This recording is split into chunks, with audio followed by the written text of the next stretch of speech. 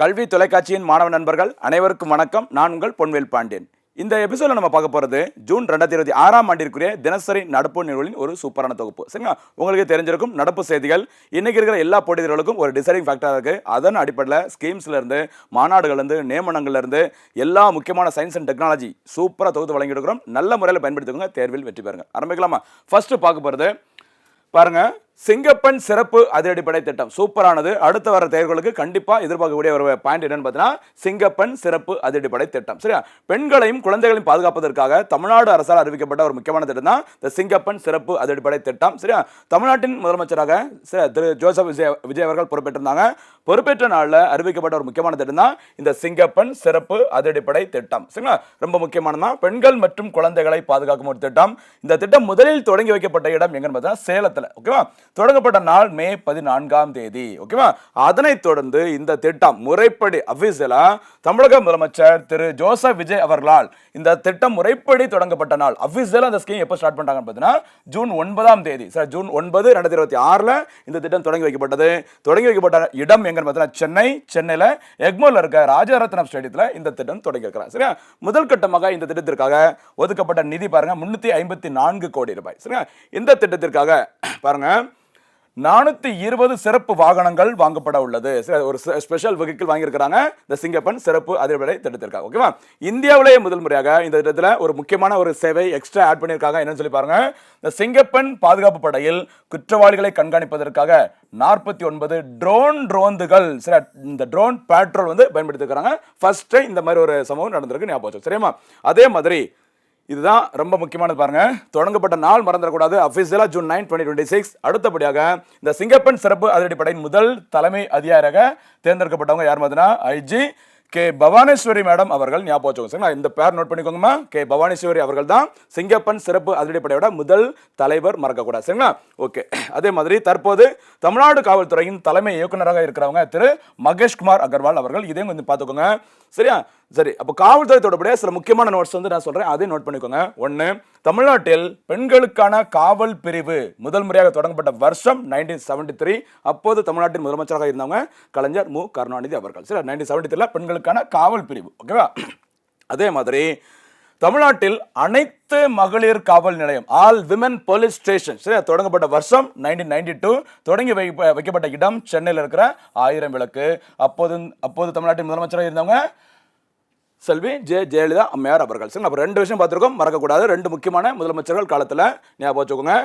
அதே மாதிரி தமிழ்நாட்டில் காவல்துறை தினம் கொண்டாடப்படும் நாள் என்னைக்குன்னு பார்த்தீங்கன்னா செப்டம்பர் 6. சரிங்களா, இந்த செப்டம்பர் 6 எதுக்கு தமிழ்நாட்டில் போலீஸ் டே அப்படின்னு சொல்லி பார்த்தீங்கன்னா மெட்ராஸ் போலீஸ் சட்டம். சரி, மெட்ராஸ் போலீஸ் சட்டம் என்பது இயற்றப்பட்ட நாள் செப்டம்பர் 6, 1859. ஓகேவா, 1859 தான் இந்த மெட்ராஸ் போலீஸ் சட்டம் முறைப்படி இயற்றப்பட்டு நடைமுறைக்கு வந்தது. அந்த தினம் தான் 2025 ஆண்டில் முதல் முறையாக மெட்ராஸ், சரி, அதாவது தமிழ்நாடு காவல்துறை தினமாக கொண்டாடப்பட்டது. ஞாபகம் வச்சுக்கோங்க. சரிங்களா, ரொம்ப ரொம்ப முக்கியமானதுமா.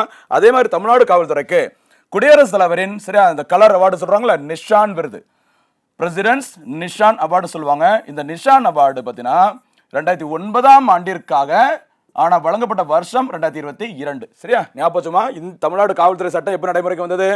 1859. சரியா, அதோட 150வது ஆண்டு நிறைவடைந்த வருஷம் தான் இந்த 2009. அதை முன்னிட்டு தமிழ்நாடு காவல்துறைக்கு பிரசிடென்ட்ஸ் கலர் அவார்டு கொடுத்தாங்க.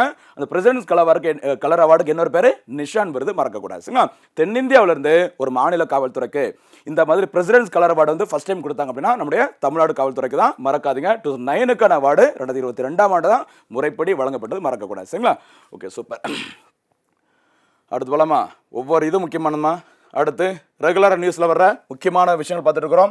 விபிஜி ராம்ஜி திட்டம், சரியா, தமிழகத்திற்கு நிதி ஒதுக்கீடு. பாருங்க, இதோட வரலாறு கண்டிப்பாக தெரிஞ்சிருக்கும். நம்ம நிறைய பதிவுகளை பார்த்துருப்போம்.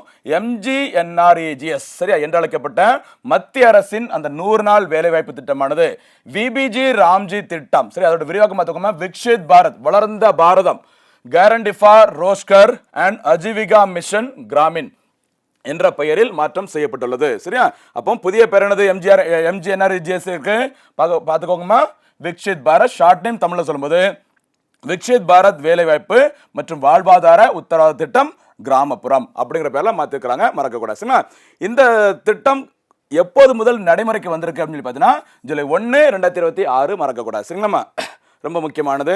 இதோட விஷயங்கள் எல்லாமே நம்ம நிறைய வாட்டி பார்த்துருக்குறோம். சரிங்களா? அதாவது ஸ்டார்டிங்கில் பார்க்கும்போது NREGA, அதாவது national rural employment guarantee act சட்டமாக தேசிய கிராமப்புற ஊரக வேலை உறுதி சட்டம் 2005ஆம் ஆண்டில் இயற்றப்பட்டது.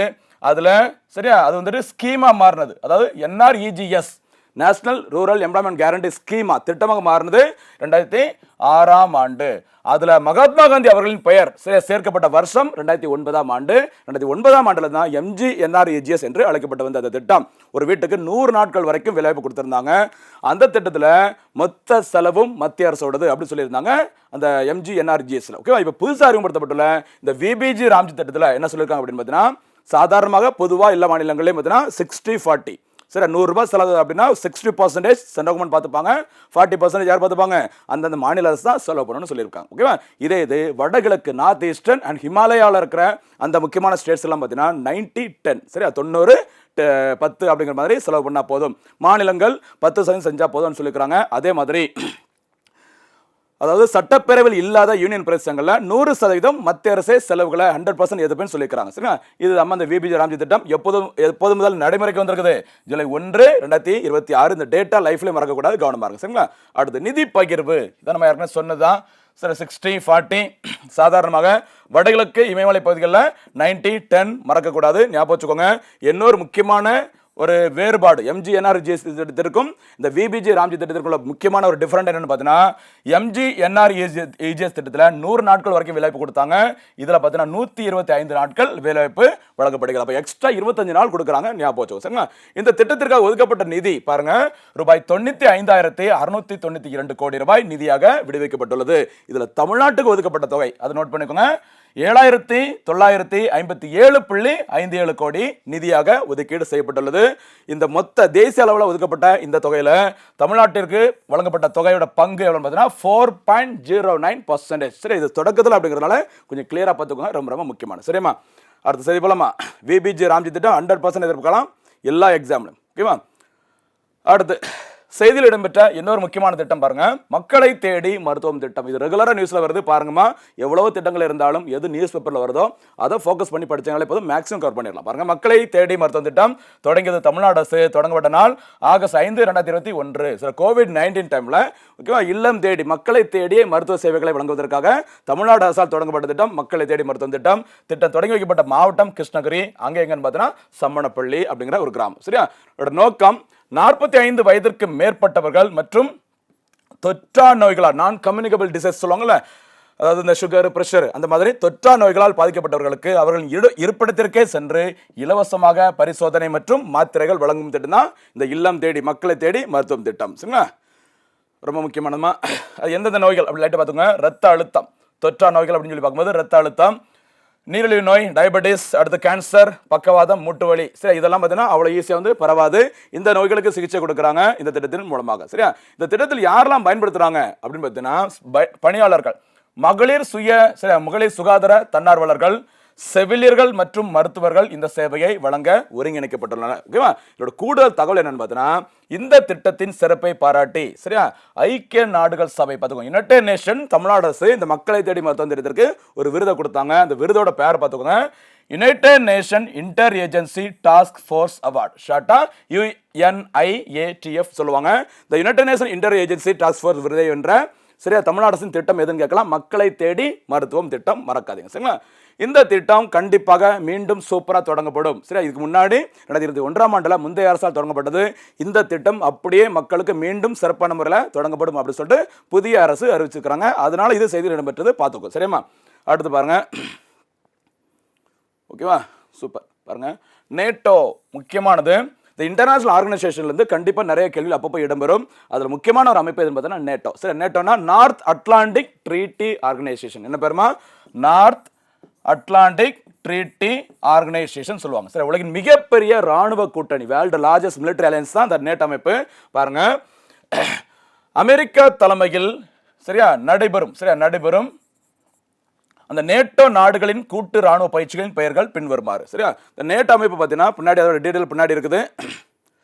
ஓகே பாருங்கம்மா, இந்த நேட்டோ அமைப்பு உருவாக்கப்பட்ட வருஷம் 1949, ஏப்ரல் 4ஆம் தேதி 1949ஆம் ஆண்டில் உருவாக்கப்பட்ட இந்த நேட்டோ அமைப்பு.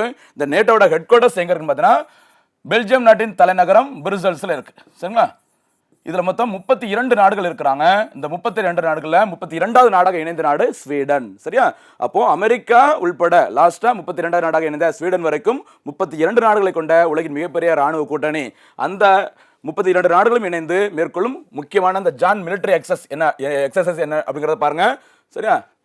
ஒன்னு டிஃபெண்டர், அடுத்து பாருங்க ஸ்டெட்ஃபாஸ்ட் டாட், அடுத்து ஸ்டெட்ஃபாஸ்ட் டிஃபெண்டர், அடுத்து பார்த்தீங்கன்னா பால் டாப்ஸ். இந்த நாளையும் ரொம்ப முக்கியமானது. ஏன்னா எவ்வளோ ராணுவ பயிற்சிகள், கூட்டு ராணுவ பயிற்சிகள் நிறைய நாடுகளுக்கு இடையே நடைபெற்றாலும் நேட்டோ அப்படிங்கிறது முக்கியமான அமைப்பு. அந்த அமைப்புகளுக்கு இடையே நடைபெறும் ஜாயிண்ட் மிலிட்டரி எக்ஸசைஸ் என்னன்னு சொல்லி கேட்கலாம். பேரை பார்த்துக்கோங்க, ரொம்ப ரொம்ப முக்கியமான. இந்த டிஃபெண்டர்ங்கிற வார்த்தையை நோட் பண்ணிக்கோங்க. அடுத்து இந்த ஸ்டெட்ஃபாஸ்ட்ங்கிற வார்த்தையை நோட் பண்ணிக்கோங்க. ரெண்டுமே வந்துச்சுன்னா நேட்டோ அமைப்பு மறக்கக்கூடாது. சரிங்களா? அடுத்து சூப்பரான ஸ்கீம் பாருங்க, ரக்வீர் அல்லது ராக்வீர் சொல்லுவாங்க, சாலை பாதுகாப்பு திட்டம். சரியா? இதை தொடங்கினது மத்திய சாலை போக்குவரத்து, சரியா, ministry of road transport and highways சொல்லுவாங்கல்ல, அந்த அமைச்சகம் தான் தொடங்கி இருக்கிறாங்க. தொடங்கப்பட்ட டேட் பார்த்துக்கோமா, ஜூன் 8ஆம் தேதி. சரி, ஜூன் 8 இப்போ ரீசனாக தொடங்கி இருக்கிறாங்க, ரொம்ப முக்கியமானது. ஜூன் 8 2026 தொடங்கப்பட்டது. இந்த ராக்வீர் திட்டத்தோட முக்கியமான நோக்கம் என்னன்னு சொல்லி பார்த்தீங்கன்னா, சாலை விபத்துகளில் சிக்கி உயிருக்கு போராடுபவர்களுக்கு முதல் 1 மணி நேரத்தில், சரி, அந்த கோல்டன் அவர் சொல்லுவாங்களே, பொதுமக்கள் தயக்கமின்றி மருத்துவ உதவி வழங்க அவர்களை ஊக்கமளிப்பதே இந்த ராக்வீர் திட்டத்தின் முக்கியமான நோக்கமாகும். சரி, ஒருத்தவங்களுக்கு ஆக்சிடென்ட் ஆச்சுன்னா அதில் ஃபர்ஸ்ட் 1 ஹவர்ங்கிறது இந்த பொன்னான நேரம், கோல்டன் ஹவர் சொல்லுவாங்க. அந்த டைமுக்குள்ள அவங்கள ஹாஸ்பிட்டலில் கொண்டு சேர்த்தா மேக்ஸிமம் அவங்களோட உயிருக்கு எந்த பிரச்சனையும் இருக்காது. அப்படி விபத்தில் மாட்டினவங்கள ஹாஸ்பிட்டலில் கொண்டு சேர்ப்பதற்கு பொதுமக்களை ஊக்கப்படுத்தணும். அதற்காக மத்திய அரசால் அறிவிக்கப்பட்டது திட்டம், ராக்வீர் திட்டம். மறக்காதீங்க. சரிங்களா? இப்படி யார் ஹாஸ்பிட்டல் கொண்டு சேர்க்கிறாங்களோ அவர்களுக்கு மத்திய அரசானது பார்த்தீங்கன்னா ரூபாய் 25,000 ஊக்க பரிசு, அதாவது ரொக்க பரிசாக வழங்குறாங்க. ரொம்ப ரொம்ப முக்கியமானது, ஞாபகம். சரிங்களா? அடுத்தபடியாக சட்ட பாதுகாப்பும் வழங்கப்படுகிறது. பொதுவாக ஏதாச்சும் ஒரு ரோடு ஆக்சிடென்ட்ல எதை மாட்டினாங்க அப்படின்னா ஹாஸ்பிட்டலில் சேர்ப்பாங்க. அவங்களுக்கு ஏதாச்சும் உயிருக்கு ஏதோ பிரச்சனை ஆச்சுன்னா திருப்பி போலீஸ், காவல்துறையிலிருந்து சில விசாரணை அப்படிங்கிற பேரில் சில பிரச்சனைலாம் இருக்குது அப்படி சொல்லுவாங்க. அந்த பிரச்சனை எதுவுமே இருக்காது, சட்ட பாதுகாப்பு மத்திய அரசு சார்பாக வழங்கப்படும் சொல்லியிருக்கிறாங்க இந்த திட்டத்தின் மூலமாக. ராக்வீர் ஞாபகம் வச்சுக்கோங்க. அதே மாதிரி அதனோட தொடர்புடைய முக்கியமான திட்டம் பாருங்கம்மா, தொடர்புடைய முக்கியமான திட்டம் PM ரகத் திட்டம். PM ரகத் திட்டம். இந்த திட்டம் தொடங்கப்பட்ட நாள் எப்போ அப்படின்னு சொல்லி பார்த்தோன்னா February 13, 2026. இது பிப்ரவரி மந்த் கரண்ட் அஃபேர்ஸ் நம்ம பார்த்துருப்போம். அந்த திட்டம் தொடர்புடைய திட்டம் இப்போ ஜூன் மந்த்ல ஆரம்பிச்சிருக்காங்க, பார்த்துக்கோங்க. சரிங்களா? இந்த PM ராகத் திட்டம் அப்படின்னா என்னன்னு பார்த்தீங்கன்னா, ஒவ்வொருத்தங்க ஆக்சிடென்ட்ல மாட்டிட்டாங்க அப்படின்னா, ஒரு விபத்தை வந்து ஃபேஸ் பண்ணாங்க அப்படின்னா அவர்களுக்கு முதல் 1 வாரத்திற்கு எவ்வளோ, ஃபர்ஸ்ட் 1 வீக் 7 டேஸ் 7 நாட்களுக்கு 1.5 லட்சம் ரூபாய், சரி, 1,50,000 வரைக்கும் இலவச சிகிச்சை வழங்கப்படும். மத்திய அரசின் திட்டத்தான பேரு PM ரகத் திட்டம். தொடங்கப்பட்ட நாள் PM, சரியா, February 13, 2026. இதே டேட்ல இதே நாள்ல, ஓகேவா, முக்கியமான ஒரு இதை ஆரம்பிச்சாங்க. என்னன்னு பார்த்தீங்கன்னா பிரைம் மினிஸ்டரோட நியூ ஆஃபீஸ். சரியா, ரொம்ப முக்கியமானதுமா, பிரதமரின் புதிய அலுவலகம் திறக்கப்பட்டது. அந்த பிரதமரின் புதிய அலுவலகத்தின் பெயர் என்னன்னு பார்த்தீங்கன்னா சேவா தீர்த்னு சொல்லுவாங்க. என்ன பேருமா? சேவா தீர்த். தீர்த்னா புனிதம், சேவை அப்படின்னா பணிகள். சரி, மக்களுக்கு சேவை வழங்குவது ஒரு புனிதமானது அப்படி சொல்லிட்டு இந்த பிரைம் மினிஸ்டரோட ஆஃபீஸுக்கு சேவா தீர்த் அப்படின்னு சொல்லி பேர் வச்சாங்க. அந்த பிரைம் மினிஸ்டர் ஆஃபீஸ், சரியா, PMO திறக்கப்பட்ட நாள் February 13, 2026. அதே டேட்ல தான் எந்த திட்டம் தொடங்கினாங்க? PM ரகத் திட்டம். சரிங்களா? அந்த திட்டத்தின் ஒரு பகுதியாக தான் இப்போ ராக்வீர் அப்படிங்கிற பேர்ல ஸ்கீம் தொடங்கி இருக்கிறாங்க. அங்க PM ரகத்ங்கிறது விபத்துல மாட்டவங்களுக்கு மத்திய அரசோட அந்த 1.5 லட்சம் ரூபாய் நிதி கொடுக்குற, சரியா, நிதியில சிகிச்சை ஃப்ரீயா கொடுக்குற திட்டம். இங்க ராக்வீர் அப்படிங்கிறது யார் விபத்துல மாட்டுறாங்களோ அவங்கள ஹாஸ்பிட்டல கொண்டு சேர்க்கிறாங்களா பொதுமக்கள், அவங்கள ஊக்கப்படுத்தும் ஒரு திட்டம். மறக்காதீங்க. சரிமா? ரொம்ப ரொம்ப முக்கியமானது, விட்டுறாதீங்க. அடுத்து பாருங்க, சாதனை படைத்தார் பிரதமர் நரேந்திர மோடி. சரி, ரொம்ப நாளா பார்த்துட்டே இருந்தோம், சாதனை படைக்க போகிறார் அப்படிங்கிற மாதிரி சொல்லிட்டு ஒவ்வொரு மந்த்தும் பார்த்துட்டு இருந்தோம். இப்போ ஜூன் மந்த் வந்தாச்சு. முக்கியமான ஒரு சாதனையை பிரதமர் நரேந்திர மோடி அவர்கள் படைச்சிருக்காங்க. என்ன சாதனை அப்படின்னு சொல்லி பாருங்க. ஜூன் 10, 2026 அன்று, இந்த வார்த்தை தான் முக்கியம், ஃபர்ஸ்ட் லைன்ல இருக்கு பாருங்க, மக்களால் தேர்ந்தெடுக்கப்பட்ட இந்தியாவின் மிக நீண்ட கால பிரதமராக பிரதமர் நரேந்திர மோடி புதிய சாதனை படைத்துள்ளார். சரிங்களா? மக்களால் தேர்ந்தெடுக்கப்பட்ட அப்படின்னா ஒரு எலெக்ஷன் நடந்து அதற்கு பிறகு பிரதமராகி மிக நீண்ட காலம் கண்டினியூஸா பிரதமராக இருந்ததுல இப்ப நம்பர் 1ல யார் வந்திருக்காங்க? பிரதமர் நரேந்திர மோடி அவர்கள். இதுக்கு முன்னாடி பார்த்தீங்கன்னா இந்தியாவின் முதல் பிரதமரான திரு ஜவஹர்லால் நேரு அவர்கள் 4398 நாட்கள், சரியா, கண்டினியூஸா பிரதமராக இருந்து சாதனை படைச்சிருந்தாங்க. அந்த சாதனையை தான் தற்போது முறியடிச்சிருக்கிறாங்க. யாருமா? பிரதமர் நரேந்திர மோடி அவர்கள். அந்த சாதனை படைக்கப்பட்ட நாள் ஜூன் 10, 2026. சரிங்களா? அடுத்து பாருங்க.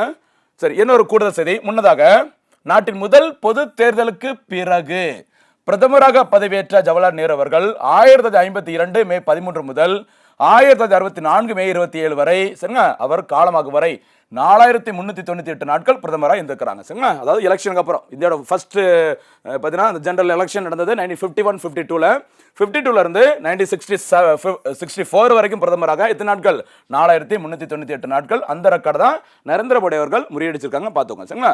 ஓகே, அதே மாதிரி முன்னாள் பிரதமர் இந்திரா காந்தி அவர்கள் 1966 ஜனவரி 24 முதல் 1977 மார்ச் 24 வரை அவர் காலமாகும் வரை ஓவராலா பார்க்கும்போது சரிங்களா 477 நாட்கள் பிரதமராக இருந்தவர் ஞாபகம் சரிங்களா. இந்த சாதனையை போன வருஷமே ஜூலை 25 2025 பிரதமர் நரேந்திர மோடி அவர்கள் முறியடிச்சிட்டாங்க சரிமா. இது தவிர பிரதமர் நரேந்திர மோடி அவர்கள் 2014 ஆண்டு 2019 ஆண்டு 2024 ஆண்டு சரி அப்போ 3 முறை சரியா மக்களவைத் தேர்தலில் வெற்றி பெற்று கண்டினியூஸா இந்தியாவில் 3வது முறையாக பிரதமராக பதவியில் இருக்கிறாங்க நரேந்திர மோடி அவர்கள் சரிங்களா. அதுக்கு முன்னாடி 2001 ஆண்டு முதல் 2014 ஆண்டு வரை குஜராத் மாநிலத்தின் சரியா முதலமைச்சராக 3 முறை பதவி வகித்தார். அப்போ இப்போ 3வது முறையாக பிரதமர், ஏற்கனவே குஜராத்தில் 3 முறை முதலமைச்சர். அந்த வகையில் இதிலே ஒரு ரெக்கார்டு என்னன்னு சொல்லி பாருங்க. இதன் மூலம் 25 ஆண்டுகள் தொடர்ந்து பணியாற்றி மக்களால் தேர்ந்தெடுக்கப்பட்ட ஒரு அரசாங்கத்தின் மிக நீண்ட கால தலைவர் என்ற ஒரு அரிய சாதனையும் படைச்சிருக்கிறாங்க நரேந்திர மோடி அவர்கள் சரி. அப்போ குஜராத்தில் 3 முறை முதலமைச்சர், அவங்களும் மக்களால் தேர்ந்தெடுக்கப்பட்டவங்க தான். அதே மாதிரி பிரதமர் இப்போ வந்துட்டு 3ஆம் முறை பதவியில் இருக்கிறாங்க. இவர் சரிங்களா இந்த டைம்லையும் மக்களால் தேர்ந்தெடுக்கப்பட்டவங்க ஓகேவா. அந்த வகையில் மக்களால் தேர்ந்தெடுக்கப்பட்டு 25 ஆண்டுகள் சரியா முதலமைச்சராகவும் பிரதமராகவும் பதவியேற்ற முதல் நபர் அப்படிங்கிற சாதனையும் நரேந்திர மோடி அவர்கள் படிச்சிருக்கிறாங்க. ஞாபகம் வச்சுக்கும் மறக்கக்கூடாது சரிங்களா. அப்போ டாப்ல பார்க்கும்போது மக்களால் தேர்ந்தெடுக்கப்பட்ட இந்தியன் மிக நீண்ட கால பிரதமர்களில் நரேந்திர மோடி அவர்கள் முதலிடம், 2ஆம் இடத்துல நேரு அவர்கள், 3ஆம் இடத்துல இந்திரா காந்தி அம்மையார் மறக்கக்கூடாது சரிமா. இன்னொரு முக்கியமான கூடுதல் தகவல், இந்தியாவின் சுதந்திரத்திற்கு பிறகு பிறந்த இந்தியாவின் ஒரே பிரதமர் நரேந்திர மோடி அவர்கள் மறக்கக்கூடாது சரிங்களா. அடுத்த செய்தி போலாமா. ஓகே, அடுத்து இன்னொரு முக்கியமான செய்தி உங்களுக்கு தெரிஞ்சிருக்கும். இயக்குனர் பாரதி ராஜா அவர்கள் காலமானாங்க ஓகேவா. அந்த சினி ஃபீல்ட்லேருந்து கலைத்துறையிலேருந்து ஒரு சில கேள்விகள் இடம்பெறும். முக்கியமான ஒரு இயக்குனர் பார்த்துக்கோங்க ஓகேவா. இயக்குனர் இமயம் என்று அழைக்கப்படும் பாரதி ராஜா அவர்கள் உடல்நலை குறைவு காரணமாக சென்னையில் காலமானார். இவர் இயக்கிய முதல் திரைப்படத்தின் பெயர் 16 வயது நிலை 1977ல. இவர் பத்மஸ்ரீ, இதுதான் நமக்கு முக்கியமானது, எந்த விருது என்ன சாதனை படைச்சிருக்கான்னு சொல்லி பார்க்கும்போது பத்மஸ்ரீ விருதை பெற்ற வருஷம் 2004 சார். சுனாமி வந்தது, வீரப்பனை சுட்டுக் கொண்டது. அதே மாதிரி கும்பகோணத்தில் ஃபயர் ஆக்சிடென்ட் நடந்தது.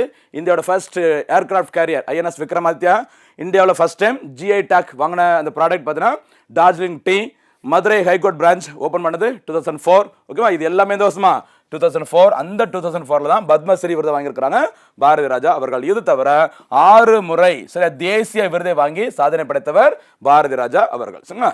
ஓகே, அவருடைய ஃபர்ஸ்ட் அவார்டு பார்த்தீங்கன்னா 1982ல தெலுங்கு படத்திற்காக தான் வாங்கினாங்க பார்த்துக்கோங்க. சீதா கோகா சிலக்கா ஓகேவா. சீதா கோகா சிலக்கா அப்படிங்கிற தெலுங்கு படத்துக்கு தான் ஃபர்ஸ்ட் டைம் நேஷனல் அவார்டு. அதுக்கப்புறம் பார்த்தீங்கன்னா ஓகேவா 1986ல முதல் மரியாதை திரைப்படத்திற்காக தேசிய விருதை வாங்கியவர் பாரதி ராஜா அவர்கள். மொத்தத்தில் 6 முறை நேஷனல் அவார்டு வாங்கியிருக்கிறாங்க பாரதி ராஜா அவர்கள் சரிங்களா. அடுத்து பாருங்க, ஃபிஃபா வேர்ல்டு கப் சரி 2026 ஓகேவா. 2026ஆம் ஆண்டிற்கான ஃபிஃபா உலகக்கோப்பை கால்பந்து போட்டிகள் மெக்சிகோ, அமெரிக்கா, கனடா ஆகிய 3 நாடுகள் இணைந்து நடத்தியது ஓகேவா. இது எத்தனாவது எடிஷன் சொல்லி பாருங்க, 23வது சரிங்களா. 22வது உலகக்கோப்பை கால்பந்து போட்டி 2022ஆம் ஆண்டு சரி. 22 மறக்காதீங்க சார். 2022ஆம் ஆண்டுல 22வது எடிஷன் வேர்ல்டு கப் நடத்தினாங்க. அந்த போட்டி நடைபெற்ற நாடு உங்களுக்கு தெரிஞ்சிருக்கும் கண்டிப்பாக, கத்தார் சரியா. அந்த கத்தாரில் நடைபெற்ற போட்டியில் யார் சாம்பியன் பட்டத்தை வின் பண்ணாங்க? லயனல் மெஸ்ஸி அவர்கள் தலைமையிலான அர்ஜென்டினா அணி தான் சாம்பியன் பட்டத்தை வின் பண்ணாங்க. இந்த நிலையில் 23வது இந்த ஃபிஃபா நடத்திய உலகக்கோப்பை கால்பந்து போட்டி எத்தனை நாடுகளில்? Mexico, America and Canada. 3 பேரையும் ஷார்ட் நேம் பார்க்கும்போது மேக்னு வரும். இதை நாம ஞாபகம் வைக்கிறதுக்காக ஈஸியாக மக்கு அப்படின்னு நினச்சி சார். 3 மக்கு பசங்க சேர்ந்து வேர்ல்டு கப்பை நடத்திருக்காங்க. என்ன நடக்க போகுதுன்னு தெரியல அப்படின்னு சொல்லி ஞாபகம் வச்சுக்கோங்க, மேக் சரியா. அடுத்தபடியாக முதல் போட்டி சரியா. முதல் போட்டி மெக்சிகோ நகரத்தின் எஸ்டாடியோ அஸ்டகா அந்த மைதானத்திலும், இறுதிப் போட்டி ஃபைனல் மேட்ச் தான் முக்கியமானது, நியூ ஜெர்சி மாகாணத்தின் ஈஸ்ட் ரூதர்ஃபோர்டில் அமைந்துள்ள மெட்லைஃப் ஸ்டேடியத்தில் நடைபெற உள்ளது. ஞாபகம் வச்சுக்கும் மறக்கக்கூடாது. இதுல என்ன ரெக்கார்ட் அப்படின்னா எத்தனை நாடுகள் இணைந்து நடத்தினாங்க?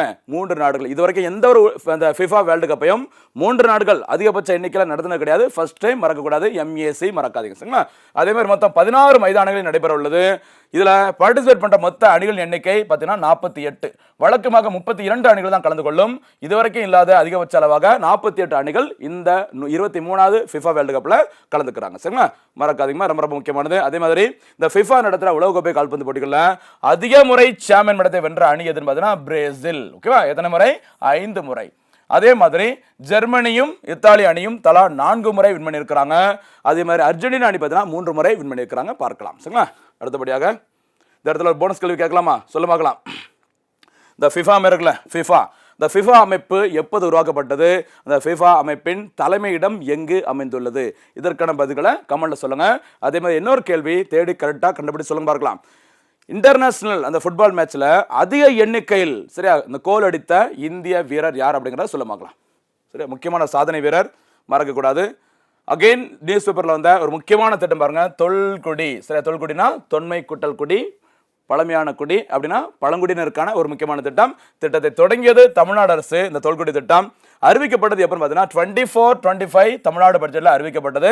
முறைப்படி தொடங்கப்பட்டது பிப்ரவரி 2024. ஓகேவா? இந்த திட்டத்தில் ஒதுக்கப்பட்ட நிதி ஒதுக்கீடு எவ்வளவு பார்த்தீங்கன்னா 1000 கோடி. ஒரு திட்டம் ஒரு 2-3 வருஷத்துக்கு முன்னாடி உள்ளதோ அல்லது பழைய திட்டமோ இப்போ நியூஸ் பேப்பர்ல வருதுன்னா கண்டிப்பா ஏதோ ஒரு முக்கியமான சிறப்பம்சம் வந்திருக்கும். அதனால அதை கேட்டிருப்பாங்க. எக்ஸாம்ல அதை தான் கேட்பாங்க சரிங்களா. புதுசாக வர எல்லா திட்டம் முக்கியம். அதே மாதிரி கொஞ்சம் பழசா உள்ளது எது அடிக்கடி ரிப்பீட்டடா நியூஸ் பேப்பர்ல வருதோ அதுக்கு ஃபோக்கஸ் பண்ணுங்க, ரொம்ப முக்கியமா இருக்கும் சரிங்களா. அடுத்து இந்த தொல்குடி திட்டத்தின் முக்கியமான நோக்கம் என்னன்னு சொல்லி பாருங்க. சிறப்பம்சங்கள்: பழங்குடியினர் எஸ்டி மக்கள் ஷெட்யூல் டிரைப்ஸ் மக்கள் வசிக்கும் பகுதிகளில் சாலை வசதிகள், பாதுகாப்பான குடிநீர், தெரு விளக்குகள் மற்றும் நிரந்தர கான்கிரீட் வீடுகள் போன்ற அடிப்படை உள்கட்டமைப்பு வசதிகளை செய்து தரப்படும். சரிங்களா? பேசிக்கா ஒரு மக்கள் வாழ்வதற்கு தேவையான என்னென்ன உள்கட்டமைப்பு வசதிகள் தேவையோ அத்தனையும் யாருக்கு கொடுக்குறாங்க? இந்த பழங்குடியின மக்களுக்கு. அதற்காக தமிழ்நாடு அரசால் 2024-25 பட்ஜெட்டில் அறிவிக்கப்பட்டது என்ன பேருமா? தொல்குடி திட்டம். மறக்காதீங்க சரிங்களா. இன்னொன்று அதே மாதிரி தொல்குடி தொடுவானம், இதை நோட் பண்ணிக்கோங்கம்மா. இதெல்லாம் எக்ஸாம்ல மெயின் லெவலில் கேட்பாங்க. பழங்குடி மக்களின் முன்னேற்றத்திற்கு தமிழ்நாடு அரசின் நடவடிக்கை எவை அப்படின்னு கேட்டாங்கன்னா நோட் பண்ணிக்கோங்க. தொல்குடி தொடுவானம் என்ற திட்டத்தின் மூலம் அந்த பழங்குடியினத்தை சேர்ந்த இளைஞர்களுக்கு தேவையான வேலைவாய்ப்பு பயிற்சிகள் வழங்கப்படுகிறது. அந்த நான் முதல்வன் திட்டம் சொல்லுவாங்கல்ல, அந்த மாதிரி பழங்குடியின மக்களுக்கு இளைஞர்களுக்கு தேவையான வேலைவாய்ப்பு பயிற்சிகள் எதன் மூலம் வழங்கப்படுகிறது?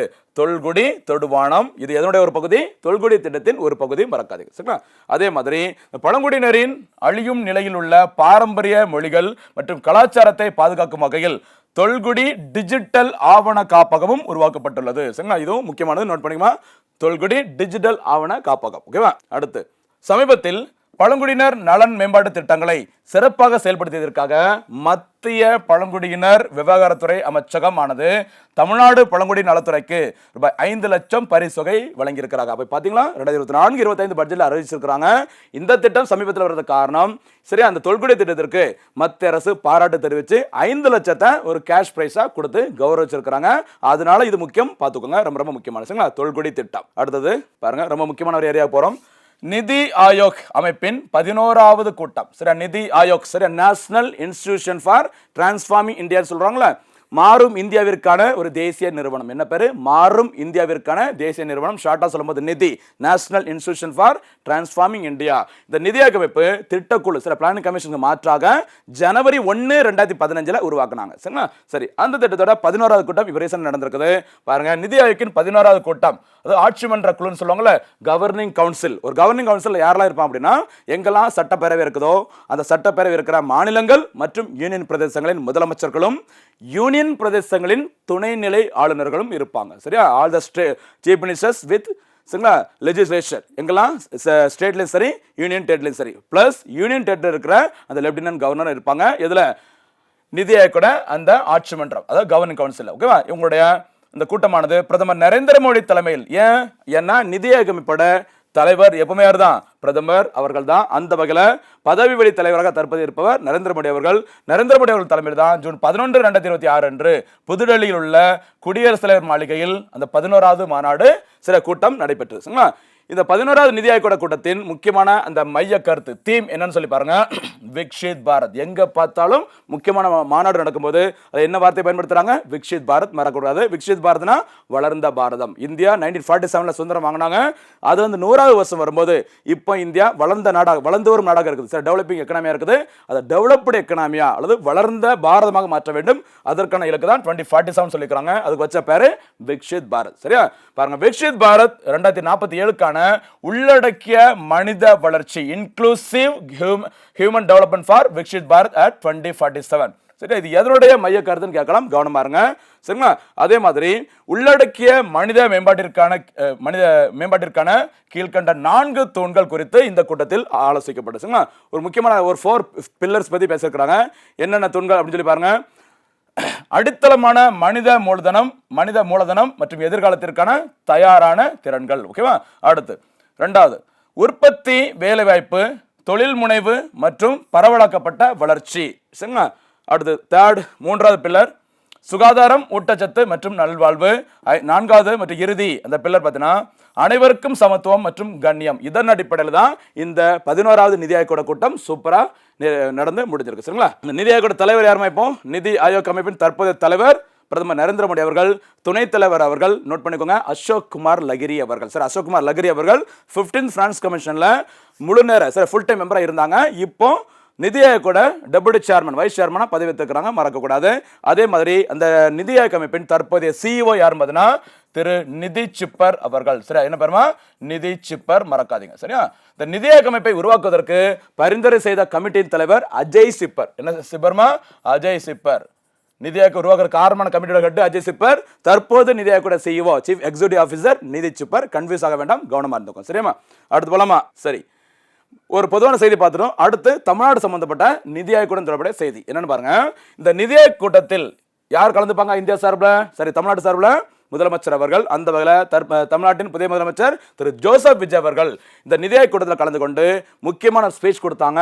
அவருடைய உரையில் இடம்பெற்ற முக்கியமான சிறப்பு அம்சங்கள் எவை அப்படின்னு சொல்லி பார்க்கலாம். சரிங்களா? ரொம்ப முக்கியமானதா நோட் பண்ணிக்கோங்க. பாருங்க, 2047 ஆண்டிற்குள் வளர்ச்சியடைந்த இந்தியாவை உருவாக்குவதற்கான நமது அர்ப்பணிப்பை அடிக்கோடிட்டு காட்டும் வகையிலும் 2036 ஆண்டிற்குள், ஞாபகம் வச்சுக்கோ, இந்த பாயிண்ட் தான் முக்கியமானதுமா, ஒவ்வொரு பாயிண்ட் முக்கியம். 2036 ஆண்டிற்குள் $1.5 டிரில்லியன் பொருளாதாரமாக தமிழ்நாட்டை உயர்த்துவதற்கும் சிறப்பாக பணியாற்றி வருகிறது நம்மளுடைய அரசு அப்படின்னு சொல்லியிருக்கிறாங்க. சரிங்களா? ஏற்கனவே பார்த்தீங்கன்னா முந்தைய திராவிட முன்னேற்ற கழக அரசு பார்த்தீங்கன்னா $1 டிரில்லியன் பொருளாதாரம், என்ன சொல்லுங்க, $1 டிரில்லியன் பொருளாதாரத்தை எந்த ஆண்டுக்குள்ள 2030 ஆண்டுக்குள்ள நாங்க அடைவோம் அப்படின்னு சொல்லிட்டு இலக்கு நிர்ணயம் பண்ணியிருந்தாங்க. இப்போது புதிய அரசு, தமிழக வெற்றி கழக அரசானது பார்த்தீங்கன்னா அதை என்ன சொல்லிக்கிறாங்க, $1.5 டிரில்லியன் நாங்க இலக்காக மாத்திரோம். எந்த ஆண்டுக்குள்ள அடைய வேண்டும்? அதை 2036 ஆண்டுக்குள்ள அடைவோம். சரிங்களா? அப்படி சொல்லியிருக்கிறாங்க. இதன் மூலம் இந்தியாவோட முக்கியமான இலக்கான அந்த விக்ஷித் பாரத் இலக்கு 2047 அதை அடைவதற்கு தமிழ்நாடு கண்டிப்பா ஒரு முக்கியமான ரோல் பிளே பண்ணும் சொல்லியிருக்கிறாங்க முதலமைச்சர் அவர்கள் ஆற்றிய உரையில். ஓகேவா? அடுத்து ஆண்டுதோறும் 5 லட்சம் இளைஞர்களுக்கு உதவித்தொகையுடன் கூடிய பணியிடை பயிற்சிகள், இன்டர்ன்ஷிப்ஸ் மற்றும் தொழில்துறையின் இணைந்த திறன் பயிற்சிகளை வழங்கும் இளைஞர் திறன் மற்றும் வேலைவாய்ப்பு இயக்கத்தை பாருங்க, youth skill and employment mission செயல்படுத்த விளைகிறேன் அப்படிங்கிற மாதிரி முதலமைச்சர் அவர்கள் தன்னுடைய உரையில சொல்லியிருக்கிறாங்க. சரி, இதெல்லாம் நோட் பண்ணிக்கோமா. அடுத்தபடியாக இதை வரிசையாக செயல்படுத்துவாங்க. அப்போ நம்ம ஈஸியாக இருக்கும் பார்க்கறதுக்கு. ஓகேவா? அடுத்து இளநிலை மருத்துவம் மற்றும் பல் மருத்துவ படிப்புகளுக்கான சேர்க்கைக்காக நடத்தப்படும் அந்த நீட் தேர்வு, அதை தமிழ்நாடு அரசு எதிர்க்கிறது அப்படின்னு சொல்லியிருக்கிறாங்க. பார்த்துக்கோங்க, இந்தியாவில் முதல் முறையாக நீட் தேர்வு 2013 ஆண்டில் அறிமுகப்படுத்தப்பட்டது. 2017 ஆண்டு முதல் அதை வந்து கட்டாயப்படுத்தி கம்பல்சரியாக பாஸ் பண்ணணும், அப்போதான் மெடிக்கல் கோர்ஸில் ஜாயின் பண்ண முடியும் சொல்லியிருந்தாங்க. அந்த நீட் தேர்வை நடத்தி வரும் அந்த அமைப்போட பேரு நேஷனல் டெஸ்டிங் ஏஜென்சி. மறக்கக்கூடாது. நேஷனல் டெஸ்டிங் ஏஜென்சி தான் இப்போ வரைக்கும், அதாவது தேசிய தேர்வுகள் முகமைன்னு சொல்லுவாங்க. அவங்க தான் இந்த நீட் தேர்வு நடத்துறாங்க. எத்தனை லாங்குவேஜில்? 13 மொழிகளில் நடத்துறாங்க. ஞாபகம் வச்சுக்கோங்க, மறக்கக்கூடாது. இந்தியாவில் மட்டும் இல்ல 14 வெளிநாடுகளிலும் நீட் தேர்வு 2026 ஆண்டில் நடத்தப்பட்டது குறிப்பிடத்தக்கது. அந்த நீட் தேர்வை நாங்கள் எதிர்க்கிறோம் அப்படிங்கிற மாதிரி சொல்லியிருக்கிறாங்க. இன்னொரு முக்கியமானது, இது எல்லாமே இந்த நிதி ஆயோக் கூட்டத்தில் தமிழ்நாடு முதலமைச்சர் ஜோசப் விஜய் அவர்கள் ஆற்றிய உரையோட சிறப்பம்சங்கள், ஒரு ப்ரொபோசல் மாதிரி தான். ஓகேவா? பாருங்க, வறுமையற்ற தமிழ்நாடு இயக்கம், பாவர்ட்டி ஃப்ரீ தமிழ்நாடு மிஷன் என்ற அந்த திட்டத்தை தமிழ்நாடு அரசு முன்மொழிகிறது அப்படி சொல்லிக்கிறாங்க. அதே மாதிரி தமிழ்நாட்டிற்கு 2வது எய்ம்ஸ் மருத்துவமனையை கோயம்புத்தூரில் அமைப்பதற்கு அனுமதிக்குமாறு கேட்டுக்கொள்கிறேன். சரிங்களா? இதெல்லாம் வந்து ஒரு ப்ரொபோசல் தான், அதாவது சொல்லிட்டு இருக்கிறாங்க, ஒரு ரெக்வெஸ்ட் கேட்கறாங்க. அப்படி சொல்லும்போது அதில் நிஜமா என்ன நடந்திருக்கு அப்படிங்கிறத நம்ம எக்ஸாம் நோக்கத்தில் பார்த்துக்கணும். ஞாபகம் வச்சுக்கோங்க. இந்தியாவில் சரியா தமிழ்நாட்டில் முதல் முறையாக all India institute of medical sciences தமிழ்நாட்டின் முதல் எய்ம்ஸ் மருத்துவமனை எங்க உருவாக்கப்பட்டு வருகிறது? மதுரை தோப்பூர்ல. எங்கம்மா? மதுரை தோப்பூர்ல. அதற்கு நிதி வழங்கி வரும் சர்வதேச அமைப்பின் பெயர் நம்ம நிறைய பார்த்திருக்கோம், ஜிகா நிறுவனம். என்ன நிறுவனமா? ஜிகா. ஓகேவா? ஜப்பான் இன்டர்நேஷனல் கோஆபரேஷன் ஏஜென்சி சொல்லுவாங்க. Japan international cooperation agency. அந்த நிறுவனம் தான் மதுரையில் ஓகேவா தோப்பூர்ல எய்ம்ஸ் மருத்துவமனை அமைப்பதற்கு நிதி உதவி கொடுத்திருக்கிறாங்க. மதுரையை அடுத்து கோயம்புத்தூர்ல அடுத்தபடியாக நீங்க எங்களுக்கு ஒரு எய்ம்ஸ் மருத்துவமனை கட்டி கொடுங்க அப்படின்னு சொல்லிட்டு நிதி ஆயோக கூட்டத்தில் முதலமைச்சர் அவர்கள் கொடுத்து பேசியிருக்கிறாங்க. சரிங்களா? அதே மாதிரி இந்தியாவின் இது ஒரு ரெக்கார்டு பாருங்க, இது உண்மையானது. இந்தியாவில் தொழிற்சாலைகளில் பணிபுரியும் பெண்களில் 42 விழுக்காடு சதவீத பெண்கள் தமிழ்நாட்டில் உள்ளனர். ஞாபகம் வச்சுக்கோங்க. இந்தியா முழுமைக்கும் ஒரு தொழிற்சாலைகள்ல 100 பெண்கள் வேலை பார்க்குறாங்க அப்படின்னா அதுல 42 பேர் எந்த மாநிலத்தை சேர்ந்தவங்க மட்டுமே, நம்முடைய தமிழ்நாட்டை சேர்ந்தவங்க மட்டும் அப்படிங்கிற மாதிரி சொல்லியிருக்கிறாங்க. இது ஒரு சாதனை, மறக்காதீங்க. இது ரொம்ப ரொம்ப முக்கியமான. சரிங்களா? அடுத்தபடியாக தொழில்நுட்பம் சார்ந்த காவல் பணிகள் விரைவான நடவடிக்கைகளுக்காக சிங்கப்பன் சிறப்பு அதிரடிப்படை திட்டம் தமிழ்நாடு அரசால் தொடங்கப்பட்டுள்ளது அப்படி சொல்லியிருக்கிறாங்க. ஓகேவா? ஒன்னொன்னு அவ்வளவு முக்கியமானது பாருங்க. அதே மாதிரி குறு சிறு மற்றும் பிற விவசாயிகளை உள்ளடக்கிய வகையில் 2045 கோடி மதிப்பிலான கூட்டுறவு பயிர்க்கடன் தள்ளுபடியை தமிழ்நாடு அரசு அறிவிச்சிருக்கிறாங்க. அடுத்து முக்கியமான ஒன்று பாருங்க, காலநிலை தாங்குத்தன்மை பெருந்திட்டம். சரிங்களா? இந்த திட்டத்தின் கீழ் மத்திய அரசின் மேம்பட்ட ஆதரவை தமிழ்நாடு நாடுகிறது சொல்லியிருக்கிறாங்க. அந்த வருஷத்தோட பார்த்துக்கோங்க, இலக்கு 2045, வழக்கமாக 2047 போயிடக்கூடாது, கவனமா இருங்க. சரிங்களா? அதே மாதிரி மேலும் குலசேகரப்பட்டினம் சரியா தூத்துக்குடி மாவட்டம் குலசேகரப்பட்டினத்தில் இந்திய விண்வெளித்துறை இன்ஸ்பேஸ் சரியா இன்ஸ்பேஸ் அந்த நிறுவனத்துடன் இணைந்து நிறுவப்பட்டுள்ள விண்வெளி உற்பத்தி மையத்தை தேசிய விண்வெளி உற்பத்தி மையமாக அறிவிக்க வேண்டும் சொல்லியிருக்காங்க. ரொம்ப முக்கியமானதுமா. அப்போ இந்திய விண்வெளித்துறையானது ஓகேவா விண்வெளி உற்பத்தி மையத்தை எங்க உருவாக்கிட்டு இருக்காங்க? தூத்துக்குடி மாவட்டம் குலசேகரப்பட்டினம். அது யாரால் நிறுவப்பட்டது பார்த்தீங்கன்னா இன்ஸ்பேஸ். சரிங்களா? இந்த இடத்துல ஒரு போனஸ் கேள்வி. இன்ஸ்பேஸ் நிறுவனம் எந்த ஆண்டு உருவாக்கப்பட்டது, இதனோட முக்கியமான பணிகள் என்ன அப்படிங்கிறத சொல்லுங்க. சரிங்களா? சரி, தொடர்ந்து ஃபாலோ பண்ணுங்க. நடுவில் கேட்கிற கேள்விகளுக்கும் சிறப்பான முறையில் பதில் சொல்லுங்க.